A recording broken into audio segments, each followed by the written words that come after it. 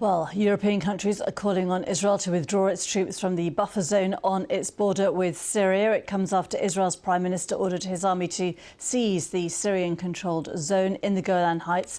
I spoke to Dr. Robert Geist-Pinfeld, a lecturer in international peace and security at Durham University.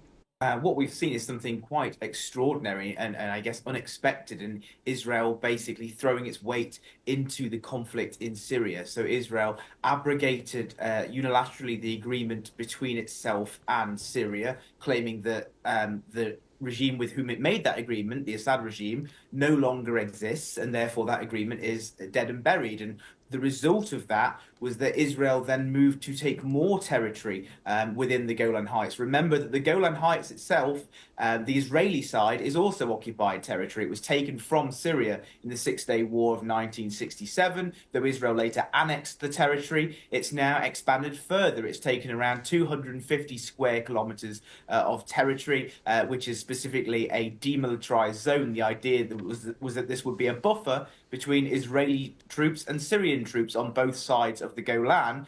Israel argues those Syrian troops aren't there anymore, so Israel needs to unilaterally take actions to prevent threats and to secure itself, which is why we're seeing that territorial control on the Golan and that expansion of its occupation there, but also that unprecedented number of Israeli airstrikes throughout Syria to try and neutralize the remnants of the Assad regime's weaponry and infrastructure. And we're hearing over 480 strikes in around 3 days now. You compare that to the last year, where there was around 200 Israeli strikes throughout Syria. So this is a significant escalation by Israel. They clearly think this is a security threat, and they clearly think that they need to act now to prevent this from becoming an even more serious issue in the future.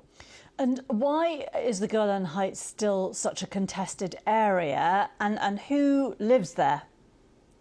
Well, on the Israeli side of the Golan Heights, you have around 50,000 people living there. That number is split evenly between Jewish Israelis who have moved there after 1967, whom the international community and international law would consider settlers, though they would, of course, dispute this, and 25,000 Syrians who stayed put after Israel occupied the territory. Now, what complicates things a little bit in terms of understanding the situation is that those Syrians are Druze. Now, the Druze are a religious group. They're an offshoot of Shia Islam, and Israel has, shall we say, complicated relations with the Druze. There are many Druze living in Israel, and unlike other Palestinian citizens of Israel, the Druze are overrepresented in Israel's army, police, and indeed politics.